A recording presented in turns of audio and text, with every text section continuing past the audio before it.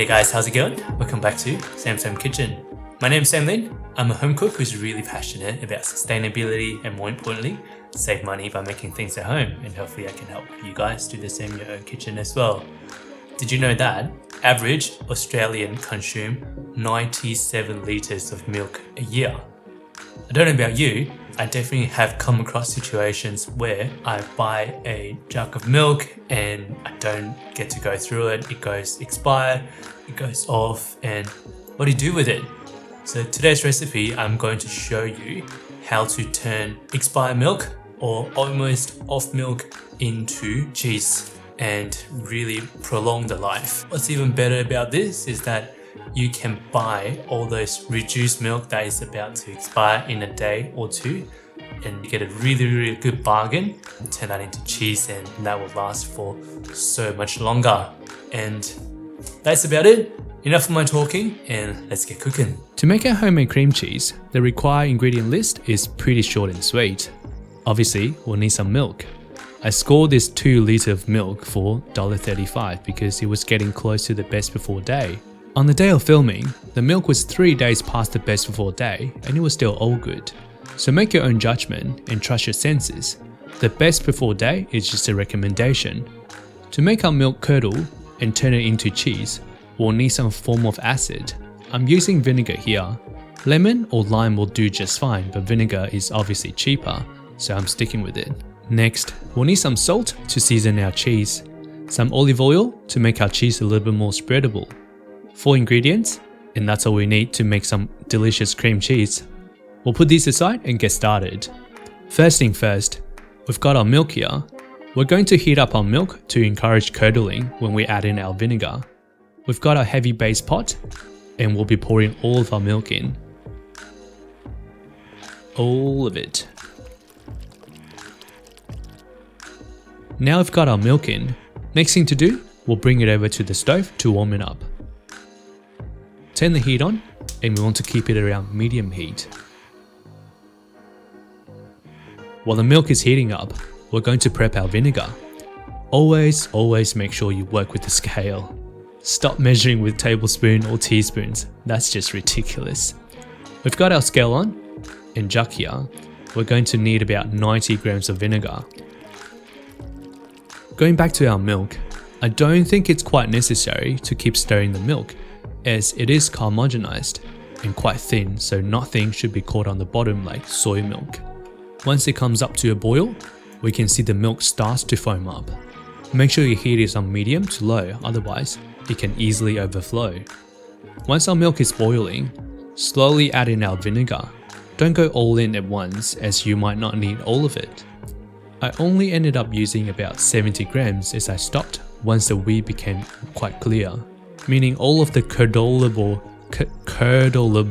is that a word? They're all curdled. Keep stirring the milk throughout this process.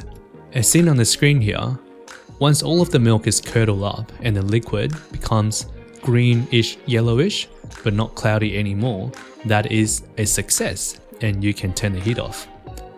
Back to our workbench. Now the milk is all good to go. We need to prep something up to separate out our cheese from the whey. So we've got a bowl to catch our liquid, a sieve, and a kitchen towel to catch and form the cheese. You don't really need cheesecloth for this. I'm sure you've got a spare kitchen towel hanging somewhere, so just use that. Now, don't be shy, just pour all of it through our towel and sieve. Look at this chunky boy. Now, grab the 4 corners of the towel and strain the liquid through.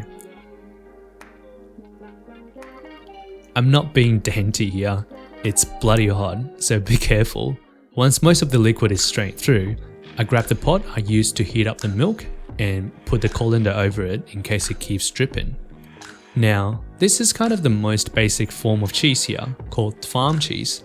You can use it as it is, but it kind of also crumbles. To turn it into cream cheese, we're going to chuck it into a food processor while it's still hot. So the actual yield is about 350 grams of cheese out of the 2 litre milk. I'm starting off with half of it, around 170 grams. Straight into the food processor. You should be able to use a blender as well if you do the whole lot. Turn the food processor on and give it a couple of minutes. The cheese will start to break down and turn into a pasty kind of texture. Just play by your eyes. This is quite smooth already, but the texture is on the thicker side. So here, I add about 5 grams of salt to season it, and a healthy amount of extra virgin olive oil to thin out our cheese, so it's a little bit more spreadable. Lid back on, we'll blend it until well combined, and that is our cream cheese done. Next, we'll grab a jar and store our cream cheese away. Who would have thought that cream cheese is so easy to make? Lid on, and that's one half done. We'll put it aside and get on to the fun part. I've got some very healthy parsley at the moment, so I thought I'd make a flavoured cream cheese as well. I cut up my parsley and finally chop it up.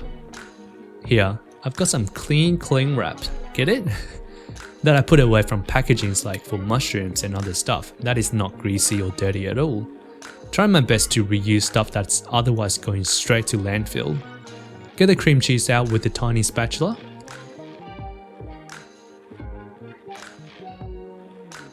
Parsley in. Garlic in. Freshly ground pepper. And some flaky salt for some extra texture. Now, give it a mixy mix and transfer it onto the cling wrap. Shape it into a rectangular with long side along horizontal way for easy rolling. Gently shape it with your hand, move it to the top of the cling wrap and start rolling towards you. Don't worry if it's still slightly loose. Grab the two ends of the cling wrap, give it a good spin and start rolling it outwards until it looks like a BBC. Big beautiful cheese. So it is the next morning and I baked some Brandon bread rolls for my breakfast and lunch. I decided to make a healthy salad roll, so I cut up some tomato. Jake, if you're watching it, check out the sharp knife. Some cream cheese on the toasted roll. Tomato on. Salt and pepper. Some lettuce. And that is a good looking sandwich right there.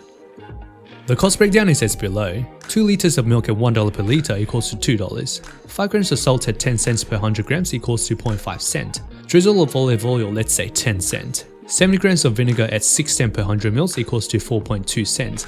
Altogether, 400 grams of cream cheese costed us $2.14.7 to make. This is literally half the price of any store-bought cream cheese. Alright, and there we have it. We've got our cream cheese done. It is the next morning and the cream cheese has settled really well. As you can see, the process is so easy, super straightforward, and we're able to extend our milk for a lot longer. So this is a really great way to use up expiring milk or expired milk. I've got the one that I added parsley, garlic, salt and pepper, just chilled in the freezer until I want to use it. Cream cheese is super versatile. You can use it for baking or use it for savory dishes. It's creamy, flavor is super neutral, and it's just really good ingredients to have around. Here I've got a sandwich that I made up this morning. I did eat half of it for breakfast and it's just a salad roll, perfect breakfast, lunch, dinner, whatever. I'm going to dig in and let you know how it tastes like.